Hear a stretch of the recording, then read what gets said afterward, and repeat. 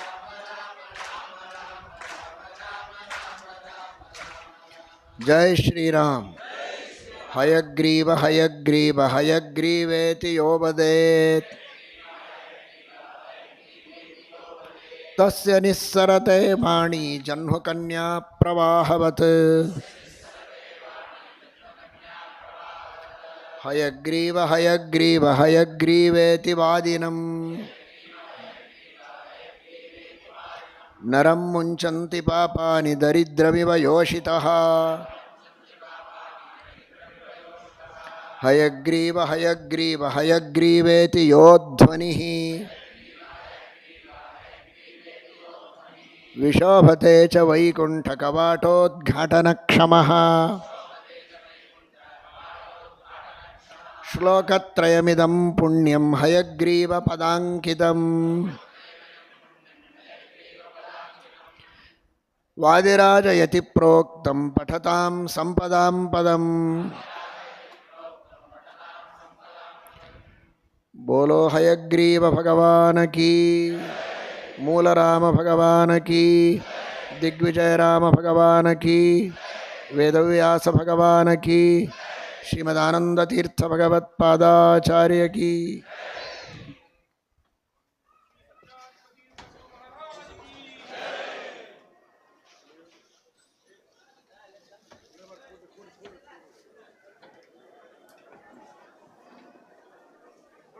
ಸತ್ಯಪ್ರಮೋದ ತೀರ್ಥ ಶ್ರೀಪಾದಂಗಳವರ ಭಾವಚಿತ್ರ ಇರುವಂತಹ ಗಡಿಯಾರದ ಬಿಡುಗಡೆ ಆಗ್ತಾ ಇದೆ. ಮಹಾಸ್ವಾಮಿಗಳವರು ತಮ್ಮ ಅಮೃತ ಹಸ್ತದಿಂದ ಅದನ್ನು ಮಾಡ್ತಾ ಇದ್ದಾರೆ. ಶ್ರೀಯುತ ಹನುಮಂತ ಕೊಟಬಾಗಿಯವರು ಹಾಗೂ ಮಠಾಧಿಕಾರಿಗಳು ಬಂದು ಅದನ್ನು ಸ್ವಾಮಿಗಳವರ ಕೈಯಲ್ಲಿ ಕೊಡಬೇಕು. ತೆಳಗೆ ಕೊಡ್ರಿ, ದಯಮಾಡಿ ಎಲ್ಲರೂ 1 ನಿಮಿಷ ತೆಳಗೆ ಕೊಡ್ರಿ, 1 ನಿಮಿಷ ತೆಳಗೆ ಕೊಡ್ರಿ. ಶ್ರೀಯುತ ಅನಂತ ಕುಲಕರ್ಣಿಯವರು ಬೇಗನೆ ಬರಬೇಕು. ಮಹಾಸ್ವಾಮಿಗಳ ಇವತ್ತಿನ ಸಾಯಂಕಾಲದ ಸಂಗೀತ ಸೇವೆಯನ್ನು ಸಲ್ಲಿಸಿರುವಂತಹ ಶ್ರೀಯುತ